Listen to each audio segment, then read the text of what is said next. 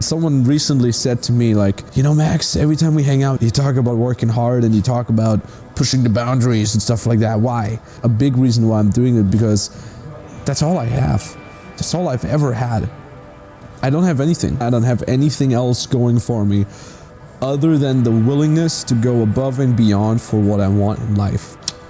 I kind of made that decision when I must have been 18, 19. I just got out of the army in Austria. I had been a musician at that time, and I'm like, okay, now I got the freedom. I don't have to go to school anymore. I just finished with the army. Now I can go all out with my ultimate dream to build a band and be able to live from that and to go on a world tour and stuff like that. It's kind of a dumb idea. And I said to myself, it's very unlikely that you and your band are going to become famous and make enough money to travel the world. It's very unlikely, but it's bigger than zero. The chance is not zero. That means, Max, all you have to do is put everything on that 0.1% or however many it is and do everything in your power, because either you get there or you don't. But if there was a chance to get there in your life, then you gotta take it. And I remember back then, I pulled my best friend, who was my co-guitarist. I went to get a kebab with him in Vienna, and I said, hey, you know, this is my plan. I want to do this, I want to do that. And hey, if we just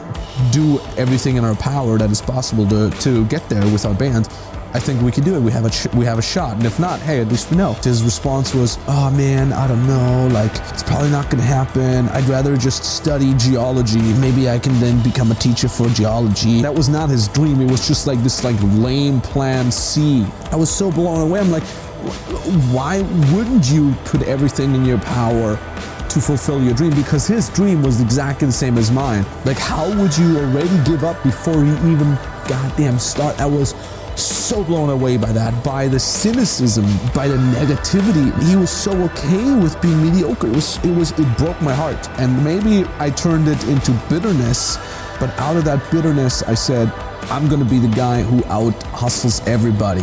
When guys like him are giving up and being okay with mediocrity, I'm not going to be okay with mediocrity. I'm going to put everything I can on that. And the interesting thing is, what really excited me originally about having a band was the aspect of being able to travel the world, inspiring people and create a good living for myself. And you know, over the course of the last couple of years of my development, I realized the key to getting there is actually building a lucrative business.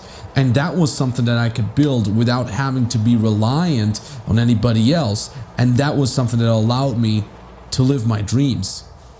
And to get back to that idea, like, that's all I've ever had, and that's all I will ever have.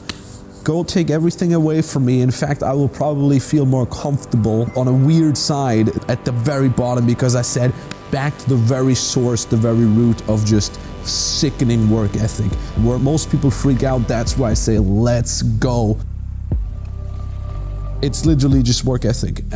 I will outwork anybody. If I really want some, I outwork them. I don't care. I can put my own needs, physical needs and emotional needs and spiritual needs, I can put them so far back on the priority list, more back than anybody else, that I set that goal I'm getting obsessed over and that I reach that. It's a beautiful to get back to that feeling of being fully self-reliant and knowing that you could do that with the proper help and with the proper guidance, but even without you, you'd be fine. It's a very calming feeling. You don't have to worry about the economy.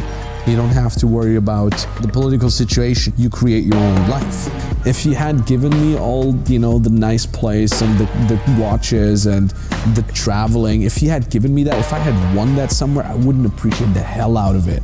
I'd rather make the same amount of money with hard work, blood, sweat, tears, than being given that, because I can appreciate it so much more. I see the value of it so much more, because I know from every single $100,000 amount that I just have on my bank account, just like being dumped, I'm like, I know where it comes from.